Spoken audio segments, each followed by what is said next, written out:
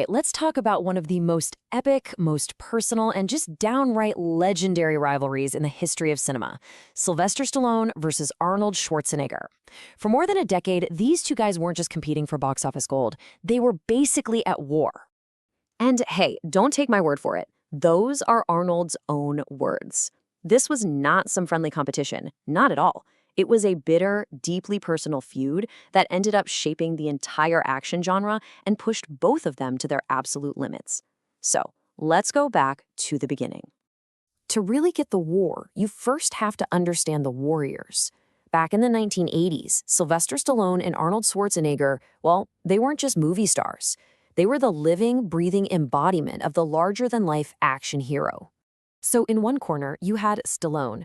After he wrote and starred in Rocky, he was the ultimate underdog story made good. He was, without a doubt, the king of Hollywood. And in the other corner, the challenger, Arnold, the Austrian oak, a 7-time Mr. Olympia. His physical presence was something Hollywood had literally never seen before. The stage was set for a massive collision. So where did it all kick off? Well, the fuse was officially lit at the 1977 Golden Globes. Both men were sitting at the exact same table, and you could feel the tension right away. Now, imagine this from Stallone's point of view. Rocky is up for a bunch of awards, but it keeps losing, one after another. And every single time it loses, Stallone looks over and sees Schwarzenegger, who just won an award himself, just openly laughing at him. You can bet he was absolutely fuming in his seat. And then came the moment that changed everything. Rocky wins the biggest award of the night, Best Picture. Stallone gets up, but he doesn't just walk to the stage. Oh no. He grabs this huge bowl of flowers from the middle of the table and just launches it directly at Arnold's head before going up to accept the award. The war had officially begun. That personal animosity, that flower-throwing incident, it didn't stay personal for long. It spilled right onto the big screen, and that sparked a kind of cinematic arms race that would go on to define the 80s action movie. I mean, the whole decade was just this relentless back and forth. Stallone has Rambo, so Arnold gets Conan. Arnold drops the iconic Terminator, so Stallone comes roaring back with not one, but 2 huge hits, Rambo 2 and Rocky 4. So of course, Arnold answers with Commando. It was this crazy game of one-upmanship, and honestly, audiences couldn't get enough. And they actually started taking shots at each other in their movies.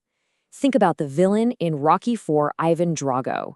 He was this towering, almost robotic boxer with a thick foreign accent who only spoke in monotone one-liners. Sound familiar? It was a direct on-screen slam against Schwarzenegger. It really became an obsession. Arnold himself said it was all about who had the bigger muscles, who carried the bigger guns, and yeah, who could kill more people on screen and do it more creatively. It was just a contest of pure, unfiltered machismo. But look, the on-screen jabs? That was just the warm-up. The feud was about to escalate into something way more personal, with public attacks that could have actually ended their careers. So in 1988, Arnold gives what he thinks is an off-the-record interview. And in it, he just unloads on Stallone, calls him insecure, says he's mentally unstable, criticizing everything from his movies to his personal life. Of course, the interview gets published and, well, the gloves were officially off. Stallone's alleged response was absolutely brutal. A story gets published claiming that Arnold's father had been a member of the Nazi Party back in Austria during World War II. Now, that's an accusation designed to completely destroy someone's reputation in Hollywood. The source for that story later claims Stallone was behind the whole thing. All of this bad blood led to what might be the single greatest act of sabotage in Hollywood history. A prank so brilliant, it basically weaponized Stallone's own hatred against him. Okay, so here's how the trap was set. It's genius. Arnold gets sent this awful script for a comedy. He knows it's terrible, but he also knows Stallone is dying to beat him at comedy. So Arnold starts telling everyone he's incredibly interested. The rumor gets back to Stallone, who then moves heaven and earth to steal the part. Stallone gets the role, the movie gets made, and it becomes this infamous disaster that he still regrets to this day. And, you know, this perfectly illustrates just how cunning the whole move was. Arnold later admitted the whole thing was a setup. He read the script, knew it was total garbage, and then leaked his fake interests just to bait Stallone. It was a masterful checkmate in their long-running game. But as they say, all wars must end. And after years of attacks and sabotage, the entire landscape of Hollywood began to shift, and with it, the nature of their relationship.